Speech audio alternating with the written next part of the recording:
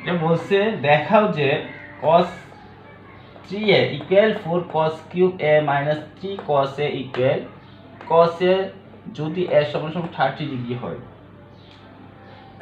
যেহেতু এখানে বলছে দেখাও যে এর মানও দেওয়া আছে, তাহলে এটা আমরা কি করতে হবে, সমাধান করতে হবে। সমাধানের সাথে আবার মান নির্ণয় করতে হবে।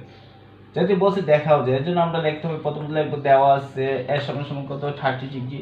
যেহেতু পক্ষ দুইটা, অবশ্যই আমরা লিখবো লেফট হ্যান্ড সাইড ইকুয়াল কত দেওয়া আছে cos 3a, তার cos এর cos 3 এর মান কত, এর মান 30 ডিগ্রি। তাহলে এর পরিবর্তে আমরা 30 ডিগ্রি বসাবো, মানে cos এর cos 30 আর 3 গুণ করলে হবে 90 ডিগ্রি, মানে cos এর 90 ডিগ্রি মান হলো 0, cos এর 90 ডিগ্রি মান হবে 0 হবে।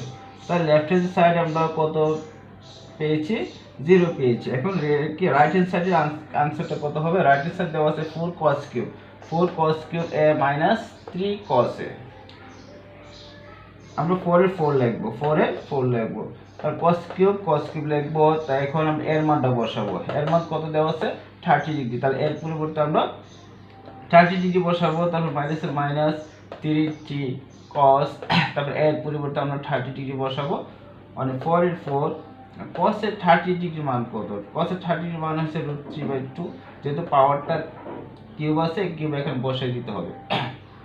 মাইনাস এর মাইনাস, তার 3 বসাবো, আর cos এর 30 মান হচ্ছে √3/2, মানে 4 এর 4 এখন √3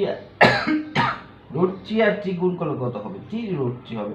√3 সাথে কিউব গুণ করলে হবে 3√3, আর 2 কিউবের সাথে গুণ করলে হবে 8। মাইনাস এর মাইনাস, 3 সাথে আমরা √3 গুণ করলে হবে 3√3, নিচে আছে 2, মানে 4 দিয়ে 8 এর ভাগ করা যায়, 4 দিয়ে 8 এর ভাগ করলে হবে 2 হবে। 2 এর থাকতেছে কি, উপরে থাকতেছে 3√3 আর নিচে হবে 2, মাইনাস এর মাইনাস, আর পাশে আছে 3√3/2। তাই এখন আমরা জানি কি প্লাস আর মাইনাস দুইটা সংখ্যা যখন সমান হয়, একটা প্লাস আর একটা যদি মাইনাসের হয়, তখন কি আনসার হয় 0। তাহলে আমরা পেয়েছি কি লেফট হ্যান্ড সাইডের মান 0 আর রাইট হ্যান্ড সাইডের মান 0, তাহলে তখন আমরা লিখবো সুতরাং লেফট হ্যান্ড সাইড সমান সমান রাইট হ্যান্ড সাইড।